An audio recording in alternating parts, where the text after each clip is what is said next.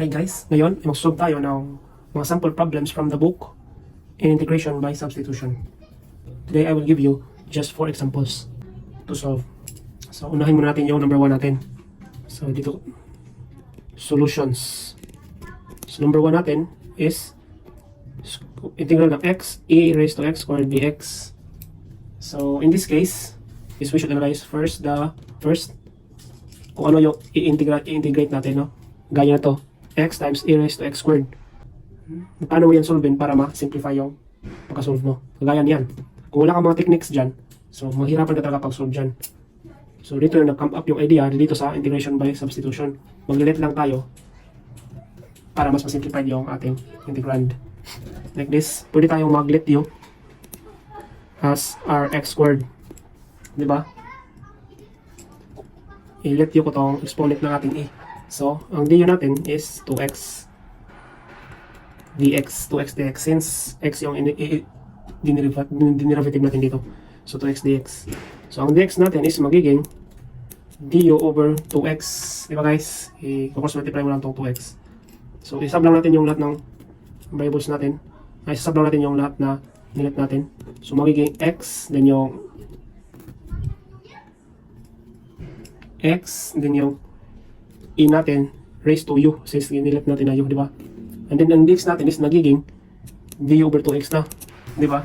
So ito yung purpose sa ating pagsasubstitute para mas masimplify natin yung pagkasolve natin. Kaya nito, so nakansin na yung lahat ng x. So ang natira lang dito is yung 1/2 e raised to u du. So integrate na lang natin yan in terms of u. So mas simple na lang siya, di ba? EU pa rin, di ba? So yung 1/2 natin na constant, labas lang natin 1/2 times integral ng ating e raised to u. E raised to u pa rin, di ba? E raised to u. Plus c guys, huwag kalimutan plus c dahil integrals to. So ito, yung u natin na nilet is x squared, di ba?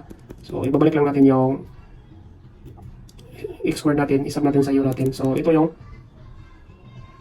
final answer natin guys sa number 1, di ba? So sa number 2 natin guys, itong integral ng cos 3x dx over 1 plus sin 3x. Ito ay, ang gawin mo dito guys is i-analyze mo muna yung kung ano yung i-integrate mo. Kagaya nito, dapat i-analyze natin na kung mag-substitute tayo, mag-simplify talaga yung equations natin, yung function natin, di ba? So kagaya nito, alam natin na ang derivative ng sin 3x is magiging cos siya, di ba? So may possibility na yung cos natin is makancel. And then, isa pa, same sila ng angle, di ba? So, i-let you, what if i-let you natin yung 1 plus sin 3x.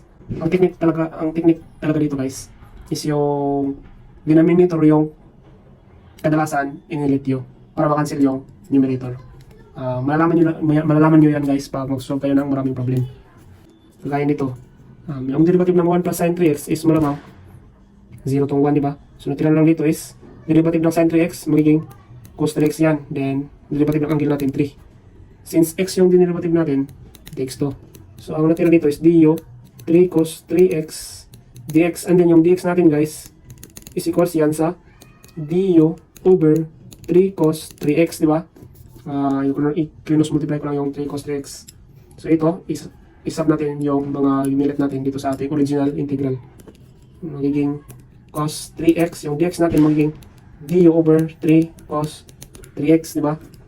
All over, yung nilet u natin, yung magiging u na lang yan. So dito guys, mapansin natin na maka-cancel out yung cos 3x natin, di ba? So sakto yung pagka-apply natin sa substitution technique. Mas simplify talaga siya.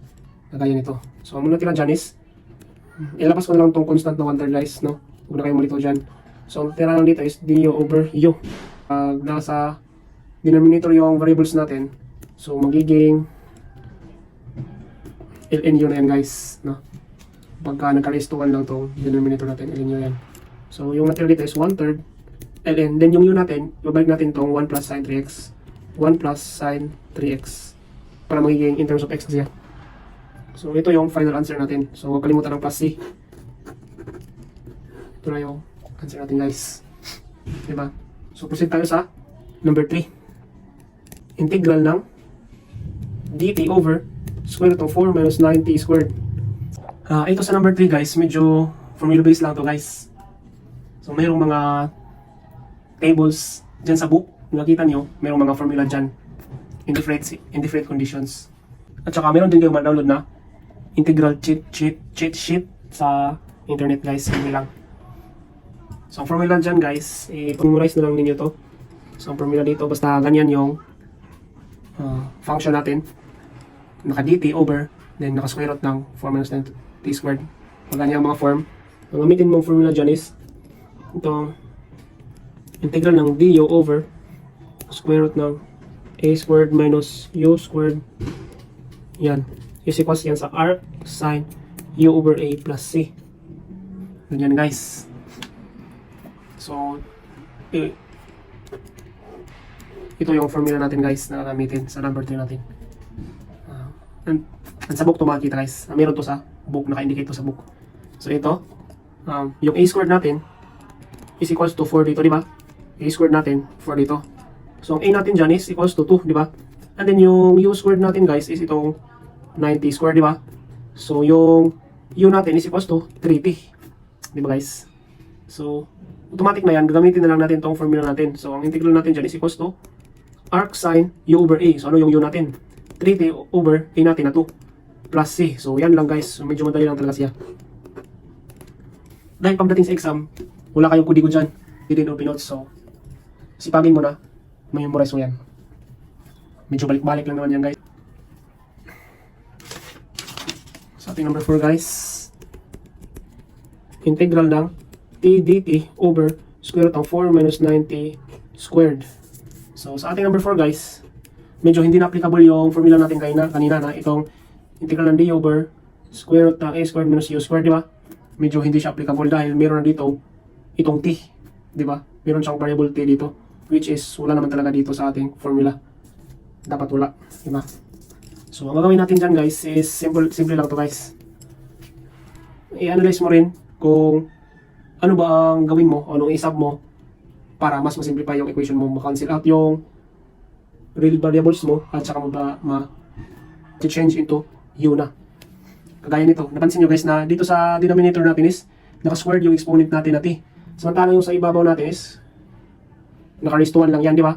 So pag mag-let u tayo dito sa baba, 4 minus 90 squared, pag du natin is magiging, pag derivative natin is magiging, isa na lang yung t natin, which is makancel yung denominator natin at saka dito sa numerator natin na t, di ba? So ganito lang yan, ganito lang siya guys. Yung let u natin tong sa baba natin, 4 minus 90 squared yan. Kapag dinerive natin yan, magiging negative 9 times 2t yan, which is negative 18t, di ba guys? dt yan, dahil dinerive natin yan in terms of t. So ganyan. So yung dt natin dito guys is equal sa negative du over 18t, di ba? So isab na natin itong nilet natin. So magiging t, ang dt natin is itong negative du over 18t. Huwag kalimutan ng parenthesis guys. All over, yung nilet yun natin, u, then nakasquare to, 1/2 na lang ito. Same lang yan. So di ba guys, maka-cancel out na itong t natin at saka itong t. So mawala na yung mga t variables natin, na-change na yung u variable. Negative du, ilabas ko lang yung 1/18 guys na constant. U raised to 1/2. Yan na, di ba? Wala nang mga t. Yan lang, yan yung goal main, yan yung main goal natin. I-eliminate muna natin yung real variable natin. I-change natin in terms of u. Ito, di ba, na-cancel out yung t natin. So, goods yung ginawa natin na substitution. Kadalasan pala guys, yung denominator yung i-let u natin. So, ito. Pwede natin yung ilagay sa ibabaw yung ating u. So, magiging, ilalabas ko lang itong negative guys para positive dito. Tataas ko na lang itong u natin. Raised to negative 1/2 na yan. Du, yan. So, yan is magiging, so pag in-integrate natin yan, u, since naka-raised to negative 1/2 to, add lang natin ang 1 dahil integration to. So, negative 1/2 plus 1, magiging 1/2 yan, di ba?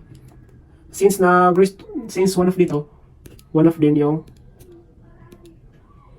denominator natin dahil integration to. Di ba? Kung ano yung exponent mo dito, so yan yung i-multiply mo dito sa baba, di ba? So, magiging negative u raised to 1/2, itong to ay tataas na lang to over 18. So, ang answer natin is 1/9 u raised to 1/2. So, ano ba yung u natin? 4 minus 9 t squared, di ba? Negative 1 over 9. So, isasab lang natin. Square root yan dahil 1 is to 1 half. Yun natin na 4 minus 9 t squared. Huwag kalimutan ng plus c sa last guys. So, yan yung integral natin. So, yan lang muna sa ngayon guys. Thank you for watching.